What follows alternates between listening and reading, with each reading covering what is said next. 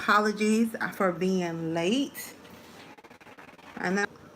Hello, welcome to Let's Confront It Wednesdays. Let's Confront It Wednesdays. Welcome. So I'm kind of going to be kind of maneuvering this way and that way because I have YouTube live over here and then I have Facebook over here. So it's like 7:10. Hey Kurt, welcome to Let's Confront It Wednesday. It's 7:10 again. I do apologize for being behind. I know it's supposed to be 7 o'clock. So I'm gonna in about 2 or 3 minutes. I'm gonna literally jump right in and get started. Hi, Sharice. Welcome to Let's Confront It Wednesdays. So I'm gonna literally just jump in and get started in about 2 or 3 minutes since I am a little late. If you saw the topic, you read it right. The topic is over the weekend I had a miscarriage. Yes, over the weekend I had a miscarriage, and tonight I'm going to be sharing that with you. Um, hey Kurt, how's my music? I think I'm going to turn it down some more. Again, if you're just joining, welcome to Let's Confront It Wednesdays. Hi Chris. I am Evora Bentley. I am a faith coach. I'm a minister. I am founder of Overcoming the Battle. I'm an author. I'm a motivational speaker.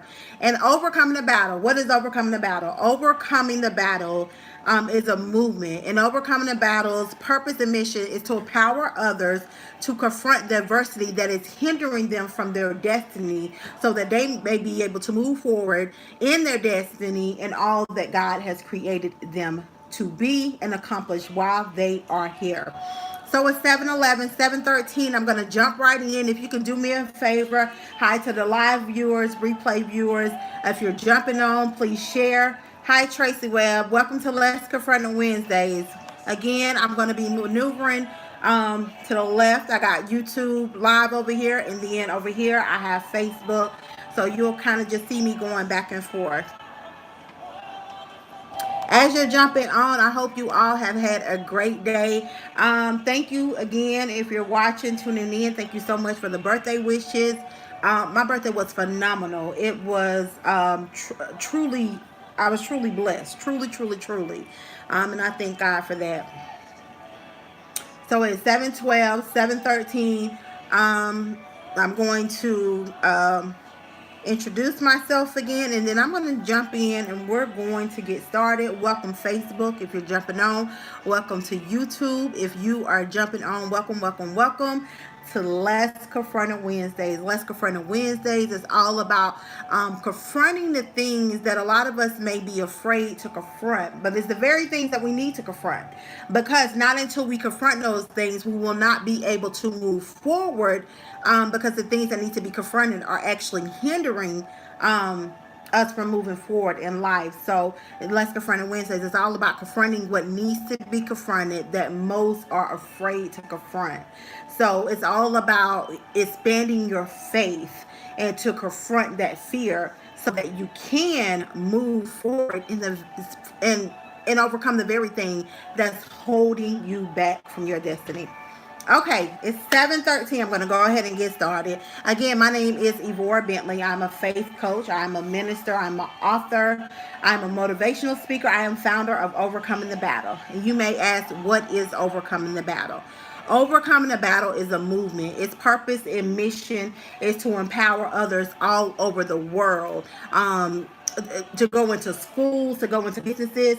It's to empower others all over the world to confront the very thing that is hindering you from being who all God has created you to be and what you are called to accomplish here while you're on this earth. And most of you may have heard or my testimony. This may be your first time watching, but I shared how a couple of years ago, back in 2011, I battled with depression and suicidal thoughts. And so battling with that depression and suicidal thoughts came from things that happened in my life that I had not confronted. Hi Teresa, welcome to Let's Confront It Wednesday. So those suicidal thoughts came from things that had happened in my life that I never confronted, and so they made me feel like I did not have a purpose, and I was truly ready to check out and give up on life. But God. Hi Ephraim, hi Denise, welcome to Let's Confront It Wednesday. So I'm just gonna fast forward. yeah, to get more details, I tell a little more detail. You can go to my website with faith.com. But just to share the short part of it, so I cried out to God and I said, God, I need to know that there's a purpose and reason for me being here in my life. I said, if I need you to make yourself real to me. I need you to make yourself real to me and that I have a purpose. If not, I'm ready to check out on life. A couple of months later, me, my children, and my ex-boyfriend was in a traumatic car accident where two of my children had learned how to walk all over again. So did my ex-boyfriend. My youngest daughter had scratches, no broken bones. And I got out of the truck with no scratches, no broken bones, as if I was never inside the vehicle. I was sitting on the passenger side. So the third night that my daughters were in ICU, God spoke to me and said, I need you for your faith. So with me going through that, overcoming, God has birthed this vision of overcoming the battle, which is a movement, a worldwide global movement to help people all over the world to confront the very thing that is keeping you from being who God created you to be. Hi, Brandy. Welcome to Let's Confront It Wednesdays. So, with me sharing that part to you, that's how overcoming the battle was birthed. And so the mission is, especially for people who deal with any type of mental health, mental illness, suicidal thoughts, because that's exactly what it is. It's mental. That's what I was going through. But see, you have to understand that all of what you're thinking in your mind is started from somewhere. There was a seed planted. I don't want to go because I'm actually jumping in. I feel like I'm already jumping into the message of what I'm going to share tonight. So when God spoke to me and said, "Hi, Brittany, welcome to Let's Confront It Wednesday." So when God spoke to me and said, I need you for your faith." Fear was the very thing that made me believe I didn't have a purpose. Fear from seeds that had planted from going through molestation, domestic violence, abandonment, rejection issues. All of those things planted seeds of fear, which kept me stuck in truly believing that there was not a purpose for my life. So when God said, I need you for your faith, God was showing me that faith is what was going to take me to move forward from being stuck in that place of fear so that I could discover who I was created to be and actually accomplish the purpose of why I am here on this earth. So you have to understand that one, faith is the only thing that can overcome fear. And you have to operate from a place of faith to be able to move forward. Fear's only job is to paralyze you and to keep you stuck in a place. And once you realize the enemy, the tools of your enemy, because that's what fear is, it's definitely not your friend. When you realize the tools of your enemy, you will be able to overcome the enemy. So again, the vision for overcoming the battle is to go into schools, businesses, countries, different countries, wherever God would allow this vision to go, to help people all over the world to discover who they were created to be. If you need a motivational speaker, if you need someone to come and speak, email overcomerivor@gmail.com, and we can discuss as far as setting that up. I would love to come and speak at your next event, and visit my website at overcoming with www.overcomingwithfaith.com. Okay, I'm going to go ahead and get into tonight's message, okay? So you saw the topic. The topic is right. The topic says, over the weekend, I had a miscarriage. Because that is what truly happened. Over the weekend, I had a miscarriage. First of all, I want to share this. And again, I share that overcoming the battles mission is to help others to confront the hindrance and the things in their life that's keeping you stuck. And you have to understand that in a place in your life that is keeping you stuck, something has happened and that you need to confront so that you can receive the healing that you need. Because to be honest, a lot of people are hurt and they're afraid, and that's the reason why a lot of people are not walking in their purpose and actually living out their purpose. So this is the first thing I want to share with you. Your heart is connected to your head. Okay, your heart is connected to your head. The thoughts in your head come from what has been produced in your heart. Okay, the thoughts in your head what has been produced in your heart is hurt, pain, and those life experiences. Now, Proverbs 23:7 says, For as he thinketh in his heart, so is he. Again, what you're thinking in your head comes from what had the seeds that have planted, the hurt that experiences in your life that has been produced in your heart. So when I went through those depression or suicidal thoughts, I was hurt, and what was in my heart was I had been molested, I had been abused, I had been rejected, I had felt abandoned. All of these things is what led to those thoughts, which really are the root of fear. Okay, me believing I didn't have a purpose, so I was ready to check out on life. Proverbs 4:23 says, guard your heart above all else, for it determines the course of your life. If what is in your heart produces the thoughts in your head, then whatever is in your heart is going to lead you to the path of where you are going in life. Whatever is in your heart is the cause of why you've already gone a certain route, and you're going to continue to go that route, especially if it's one that you do not like, if it is a route of destruction, if it is one you do not like, if it is one of destruction. Until you confront the very things in your heart to receive the healing that you need, to change the thinking and the thoughts in your mind so that your life may go into another direction, okay? The sum of your thoughts is what you are thinking.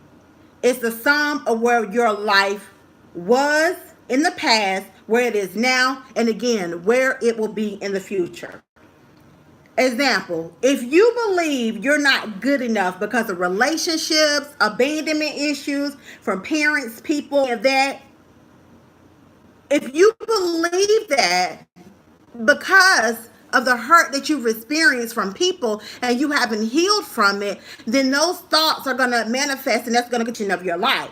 But because you have never healed from what happened to you in your past, or you're possibly still experiencing it, now you have this cycle going on because you haven't confronted the things in your past. Just like if you've been hurt and people have rejected you, that fear, that seed there will tell you, the thoughts in your mind because of the hurt in your heart will tell you that you need to reject people before they can reject you, because that's what happened in the past and hurt you. So if you see that happening in your life, it's because you have not confront that. And you have to understand that if it was meant for you to do life alone and be in this world alone, God would not have put other people here. This would be a whole world for you by yourself. But you have to understand that certain people are designed to come into your life to help you along the way, to push you to your destiny. And because of the fact that you're still hurt from people who have did you wrong in the past, your thinking about good people will cause you to reject them and not receive them, because the hurt from your heart is going to produce the thoughts that you could just assume that are not even real. So we must deal in order to heal. I know if you really think about the things that have happened in your life, it's scary. Things that you have tried to hide. You think about the things that you have never told anyone, only God knows. It's scary. But I'm telling you, in order for you to heal, you have to deal. Hi, Anthony. Welcome to Let's Confront Wednesday. You're going to have to. If you don't confront your past to heal from your past so that you may overcome your past, it will block you from moving on to your present and your future. So I just took a little of those notes. Now I'm going to share with you what happened over the weekend. So just last week, a shift took place in my life. Me just truly being obedient to God, where God is guiding me, and for me to the most scariest thing. Now, just imagine something you are being so completely comfortable with, and you're not ready to let it go. But God said, I need you to let it go. That takes complete faith. And so you have to understand and see this enemy of fear of how it will cause us to reject opportunities. It will cause us to not to trust God and have the faith that we need to move forward. Again, you have to know the tools of your enemy, and fear is your enemy. And in order for you to move forward in the things of God, you have to have faith. So I'm going to just tell you, this is exactly how the events went. I had the thought kept coming in my mind saying, okay, maybe God is, I believe, maybe God was guiding me this way, but it was so scared. So scary that I was having a hard time to surrender. Surrender. Oh my goodness. All of us, some of us are afraid of that word. Hi, Stephanie. Welcome to Let's Confront. Hey, Stephanie. Welcome to Let's Confront on Wednesdays. So, surrender, okay? So many of us are afraid to surrender to the very thing that we are comfortable with. But you have to understand that if Jeremiah 29:11 says that the plans that God has for us are to prosper us, then that means God already knows your plan and what is to come. And if you truly know that God is in your future, you have to understand that even if you don't know what's going to happen next, you have to trust to know that God knows what's going to happen next, okay? So I had believed God was guiding me in a certain way. Last Wednesday, God made it plain and clear. Yes, but I was still afraid. Hey, John Tay, welcome to Let's Get Friend on Wednesdays. I was still afraid. I was still afraid to let it go because I was too comfortable with it, okay? I was too comfortable with it. And I was just fighting. I was just really battling with this thing, like, God, God, are you sure now? Are you sure now is the time? Because if I could sit up there and continue to do this just a little bit longer, God, y'all know how we do when we be negotiating because of the fact we don't know what's next. My birthday was yesterday. I kept telling my kids, just talking, like I said, you know what? I'm going somewhere for my birthday this weekend. I was telling them in the past, I'm going somewhere for my birthday weekend. I had nothing planned. I was just talking, right? I'm going somewhere for my birthday. Nothing was planned. So even Wednesday during the day when God confirmed to me that he was guiding me this way, right? And to release this thing and surrender it to him, I got an opportunity, okay? Wednesday night, immediately. Wednesday afternoon, I said, okay, I'm going to surrender. God, I trust you. Wednesday night, I got an opportunity to actually go out of town to the mountains to volunteer and help with the healing retreat, right? All paid, everything taken care of. All I had to do was go. So do I need to go? Like, is this what I need to do?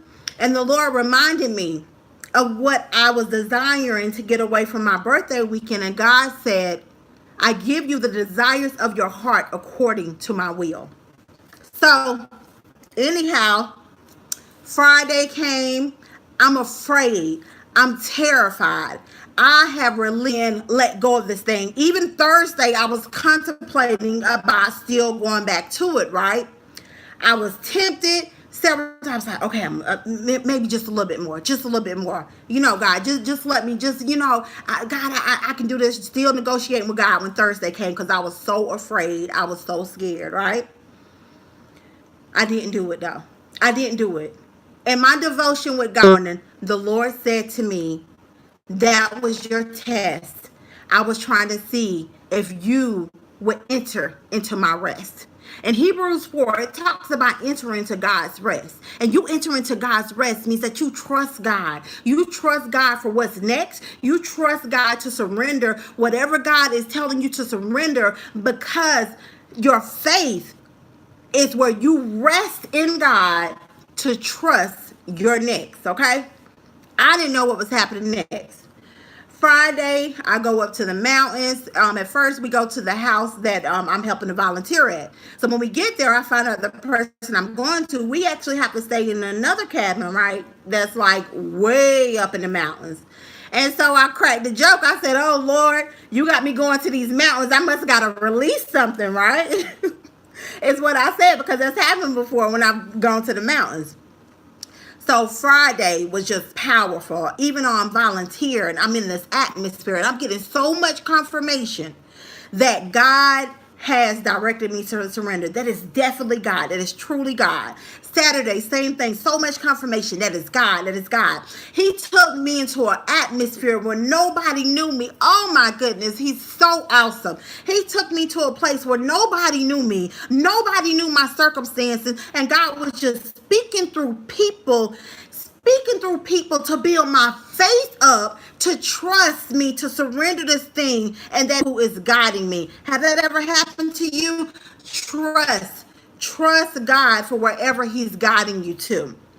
When Sunday morning came, the day for me to leave the retreat, that morning I got up. A little bit is going to be kind of graphic, but I just got to be transparent. I have to share with y'all what happened, okay?